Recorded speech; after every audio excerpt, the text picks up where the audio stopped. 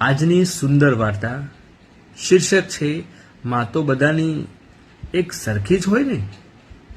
આ વાર્તા ડૉક્ટર આઈ.કે. વીજળીવાળા લેખિત પુસ્તક મોતીચારો ભાગ 7માં લખાયેલ છે।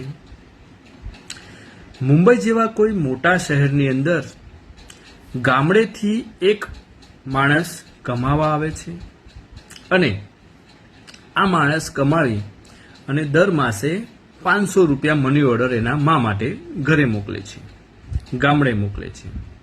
આ માણસ આજે ઉદાસ બેઠો હોય છે।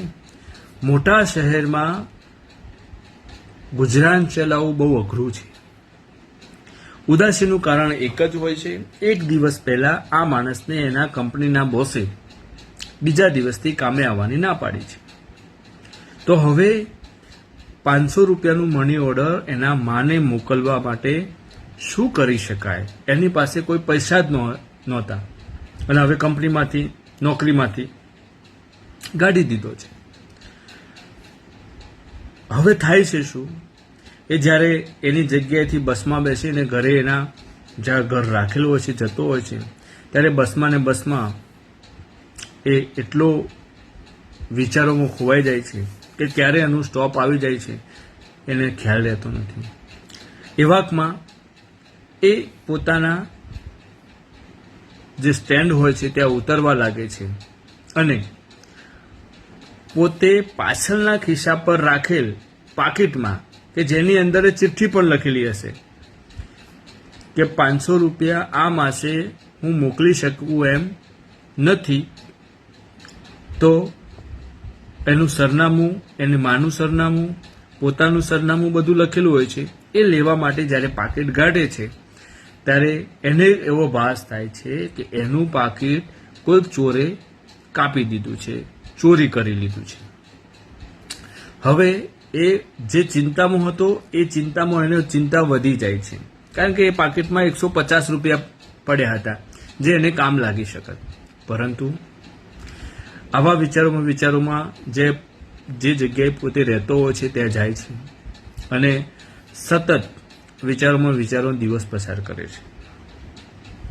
થાય છે એવું કે 2-3 દિવસ પછી એના ઉપર એક ટપાલ આવે છે।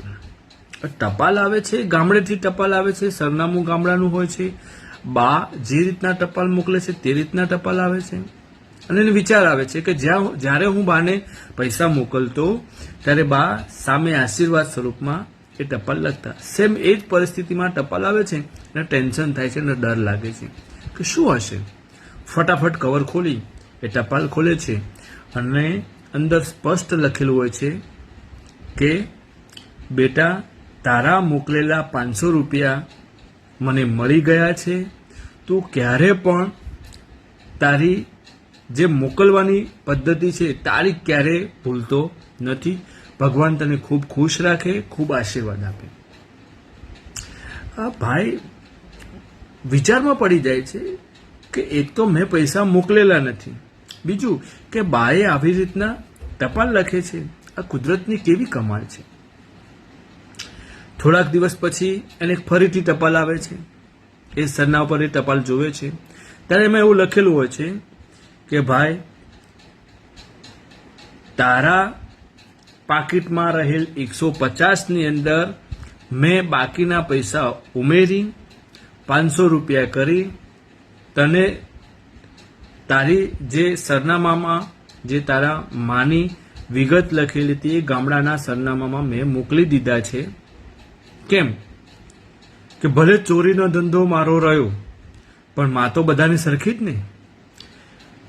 ધંધાના કારણે કોઈ માં ભૂખી ના રહે એટલા માટે તારા 150માં 350 રૂપિયા ઉમેરી ને મેં 500 રૂપિયા મોકલી દીધા છે, એટલે આ માસનું ટેન્શન તું લેતો નહીં। ખરેખર મિત્રો, આ વાત પરથી એ જે ધંધો ચોર કરે છે એને પણ જો એવું લાગતું હોય કે કોઈ પણ ધંધો હોય પણ કોઈ માં ભૂખી ના રહે તે ઉદ્દેશીને આ વાર્તા લખાયેલી છે।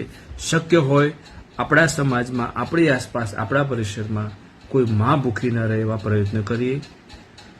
જય શ્રી કૃષ્ણ, જય માતાજી.